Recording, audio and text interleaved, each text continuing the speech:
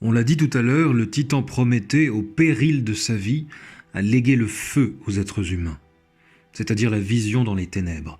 Le feu permet de discerner ce que la nuit dérobe. Le feu, autrement dit la lumière, donne la vue. Et la vue, qu'elle soit physique ou spirituelle, est l'atout fondamental du stratège. Le stratège voit, discerne ce que les autres ne voient pas, ne discernent pas. Voir sur le plan spirituel est synonyme de compréhension. Voir, c'est comprendre. D'ailleurs, le mot savoir comprend le mot voir. Celui qui sait, voit. Celui qui voit, comprend. On se souvient du mot d'Alexis Lavie. Toute stratégie est donc avant tout une pratique de la compréhension au sens où cette dernière requiert simplement de voir les choses, mais de voir aussi comment chacune est en rapport avec toutes les autres et comment toutes jouent entre elles. Discerner, c'est distinguer ceci de cela, voir les détails, le contour des choses. Un stratège s'exerce au discernement. Les gens, pour la plupart, sont des autruches. La tête dans le trou étant leur propre nombril. Je vais te donner un exemple. Il m'est arrivé plus d'une fois, en allant courir, de tomber sur des gens qui me demandent un renseignement. Alors même qu'ils me voient courir. Je suis en train de fournir un effort manifeste sous leurs yeux. Je sue, je souffle, je grimace, je grince, et les gens m'interpellent pour me demander un renseignement, s'imaginant que je vais tout naturellement interrompre ma course à pied pour leur répondre. Hallucinant. Ces autruches ne discernent pas la réalité. Ce n'est pas un manque de respect. Les autruches ont le sourire, elles sont courtoises, mais elles sont incapables de distinguer le marcheur qui pourrait leur répondre du coureur qui ne leur répondra pas. Un autre exemple. Ma fille m'a rapporté qu'au lycée, t'as des gamins qui vont saluer leur pote, mais ignorer le pote du pote. Ou saluer la fille qui les intéresse, mais ignorer la meilleure amie de cette fille. Plutôt que de se dire « Attends, j'ai tout intérêt à ce que la meilleure amie de la fille qui m'intéresse m'aime bien, ou à ce que le pote de mon pote m'aime bien », ces gamins-là, aveugles, ne distinguent pas l'avantage qu'il y aurait à être socialement calibré, de l'inconvénient à ne pas l'être.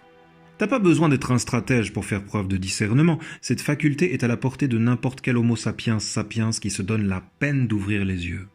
Faut-il encore se donner cette peine ? Dans le Comte de Monte Cristo d'Alexandre Dumas, Villefort, le substitut au procureur du roi, interroge Edmond Dantès sur la possibilité qu'il y ait des gens qui lui veuillent du mal, des gens capables de le détruire. À quoi Edmond rétorque qu'il préférerait ne pas le savoir. Ne pas savoir pour ne pas haïr. Alors Villefort lui dit « Vous avez tort, monsieur. Il faut toujours autant que possible voir clair autour de soi. » Spoiler, Villefort est lui-même sur le point de détruire Edmond. Voir clair autour de soi, ne pas faire l'autruche, c'est la règle numéro 1. Othello de Shakespeare profère une énormité quand il dit, à la scène 3 de l'acte 3, « Les hommes devraient être ce qu'ils semblent ». Les hommes devraient être ce qu'ils semblent.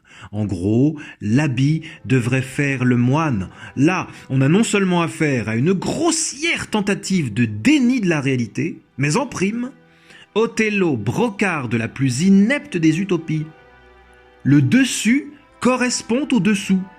Le visage correspond au caractère. Le yin correspond au yang, nécessairement. Othello ne discerne pas son ennemi mortel, Iago, pourtant là, sous son nez, parce que la politique de l'autruche lui a crevé les yeux. Les marques de loyauté d'Iago doivent correspondre à ses sentiments. Il ne peut pas être hypocrite, il ne peut pas tramer la perte du mort de Venise. Non, refus! Ce manque absolu de discernement entraînera Othello et sa femme Desdémone à la pire extrémité, la mort. Iago est un fieffé coquin, mais surtout un brillant stratège qui sait modifier la réalité à sa guise. D'abord, il cadre la réalité à sa manière. C'est ce qu'on appelle le framing en anglais, c'est-à-dire qu'il met l'accent sur un point névralgique, en l'occurrence la vie sexuelle d'Othello. Et ensuite, il modifie l'intérieur du cadre. Othello est cocu. Sa femme le trompe avec son subalterne, Michel Cassio. Si tu veux l'idée, au-delà de toute morale, c'est de subvertir la réalité pour en prendre le contrôle. Voilà le boulot du stratège. Le discernement est la première clé de cette subversion. Avoir les yeux ouverts. Excellent film sur le déficit du discernement, Eyes Wide Shut. Je surkiffe ce film. Un chef-d'œuvre de mascarade. En quelques mots, le personnage incarné par Tom Cruise, qui est pourtant médecin, a les yeux cloutés par la naïveté, jusqu'à ce que sa femme les lui ouvre de force. Et alors là, commence la vision, commence la compréhension. Une compréhension douloureuse, suffocante et excitante. Voir a un prix, évidemment, un prix élevé, mais ne pas voir coûte beaucoup plus cher.